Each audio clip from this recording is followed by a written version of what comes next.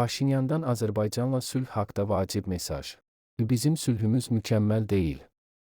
Amma harada mükəmməl sülh var? Mükəmməl sülh yoxdur. Global Info az xəbər verir ki, bunu Ermənistanın baş naziri Nikol Paşinyan deyib. Müstəqillik bəyannaməmiz eyni zamanda bir konflikt bəyannaməsidir. Dərindən hörmət və ləyaqətdən danışırlar. Amma 30 il ərzində dövlətimiz vassal vəziyyətində olub, bu ləyaqətli idimi, deyə baş nazir qeyd edib. Türkiyə İran raketlərinin buraxıldığı yerləri müəyyən etdi. Türkiyə ayın əvvəlindən bəri hava məkanında ələ keçirilən 3 İran ballistik raketinin buraxıldığı yerlərini müəyyən edib. Axar az xəbər verir ki, bu barədə Star qəzeti məlumat yayıb. Məlumata görə, Tehranın raket hücumlarında iştirak etmədiyi ilə bağlı açıqlamalarına baxmayaraq, Ankara ilk raketin martın 4-də Tehranın şimal-şərqindən atıldığına dair açıq məlumatlar əldə edib. İkinci ballistik raket martın 9-da İran paytaxtının qərbindən, üçüncüsü isə martın 13-də Tehranın şimal-qərbindən atılıb. Raketlərin buraxılması əsasən Sepah qüvvələrinin yerləşdiyi ərazilərdən həyata keçirilib.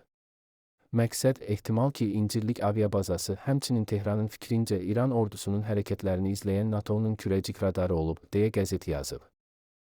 Nəşr Ankaradakı təhlükəsizlik mənbələrinə istinadən qeyd edir ki, İran tərəfinə Türkiyənin ballistik raketlərin ələ keçirilməsinə təmkinli yanaşmasının hadisəyə məhdudiyyətsiz tolerantlıq nümayişi kimi qəbul edilməməli olduğu barədə açıq bir siqnal verilib. Türkiyə milli təhlükəsizliyi təmin etmək üçün kifayət qədər gücə malikdir və şübhə etmədən bütün zəruri tədbirləri görəcək, deyə nəşr Ankaradakı mənbələrin mövqeyinə istinadən bildirib. Türkiyə Azərbaycana investisiyaları artıracaq, Ata Köseoğlu. Türkiyə Azərbaycana investisiyaları qorumaq və artırmaq ambisiyalarını nümayiş etdirir. Referans media xəbər verir ki, bunu bugün HAO Global Bakı forumunda son regional münaqişə yaxın şərqi necə dəyişir mövzusunda əlavə sessiya zamanı Rothschild Co Türkiye şirkətinin idarə heyətinin sədri Ata Köseoğlu deyib. Onun sözlərinə görə, hazırda türk podratçılarının Azərbaycanda əhəmiyyətli layihələri var. Zəngəzur dəhlizi layihəsi çərçivəsində müqavilələrin və işlərin əksəriyyəti Türkiyə mütəxəssisləri tərəfindən həyata keçirilir, lakin bu sadəcə rəqəm məsələsi deyil.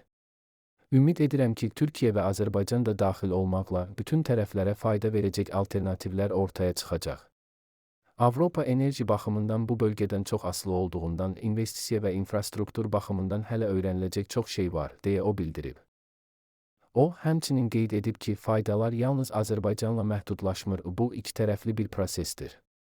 Məsələn, enerji ilə yanaşı Azərbaycan Avropaya investisiya qoymağa başlayıb.